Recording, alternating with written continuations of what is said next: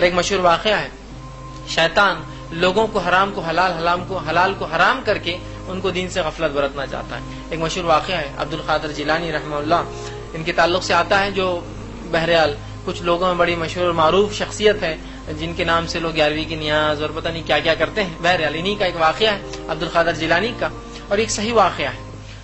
وہ کہتے ہیں کہ ایک رات میں جو ہے عبادت کر رہا تھا، اور ظاہر سی بات ہے 5 وقت کی نمازیں تو یہ تو فرض ہی کرنا ہی ہے۔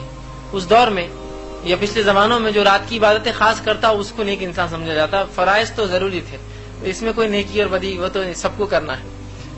تو وہ کہتے ہیں میں رات میں جو عبادت کر رہا تھا، اچانک جو ہے خوب روشنی ہو گئی۔ میں اپنے حجرے سے باہر نکلا تو دیکھا آسمان سے خوب ایک روشنی اور ایک تخت زمین کی طرف اتر رہا ہے، ایک ایسا کوئی تخت جیسے کوئی چیز اتری، خوب روشنی، اور میں دیکھ نہیں پا رہا تھا کہ وہ کیا ہے۔ اس کے بعد ایک آواز آئی اور کہا، اے عبد القادر، ہم تمہاری عبادتوں سے خوش ہوئے اور تم پر وہ چیز حلال کر دی جو دوسروں پر حرام ہے۔ آواز نے کیا کہا، عبد القادر ہم تمہاری عبادت سے خوش ہوئے، گویا ایک طرح سے وہ اپنے آپ کو رب بتانا چاہتا، اور ہم نے تم پر وہ چیز حلال کر دی جو دوسروں پر حرام ہے۔ تو عبد القادر جیلانی رحمہ اللہ نے اس سے سوال کیا، اس آواز سے کہا، کیا تو وہ ہے جس کے علاوہ عبادت کے لائق کوئی نہیں ہے؟ مطلب کیا تو الہ ہے، اللہ ہے کہ جس کے علاوہ عبادت کے لائق نہیں؟ اب شیطان یہ نہیں بول سکتا ہاں بول کر، اس کو پتا ہے یہ بات نہیں بول سکتا ہوں۔ تو جب جواب نہیں آیا تو کہا کہ بھاگ جا یہاں سے مردود، مطلب شیطان ہے سمجھ گئے، کہا رجیم ہے تو، بھاگ جا یہاں سے، نکل جا، میں سمجھ گیا تو اس طرح سے مجھے غفلت میں ڈالنے، دھوکے میں ڈالنے آیا ہے۔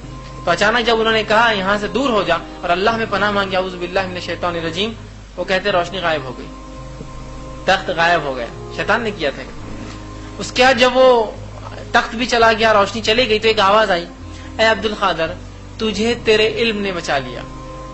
تو عبد القادر جیلانی رحمہ اللہ نے جواب دیا، مجھے میرے علم نے نہیں، میرے رب نے بچا لیا۔ مطلب جاتے وقت بھی ایک چٹکلا چھوڑ کے گیا تھا وہ، پہلے تو آ کر کیا کہا، تم کو جو دوسروں پر حرام ہے تم پر حلال کر دیا ہم نے۔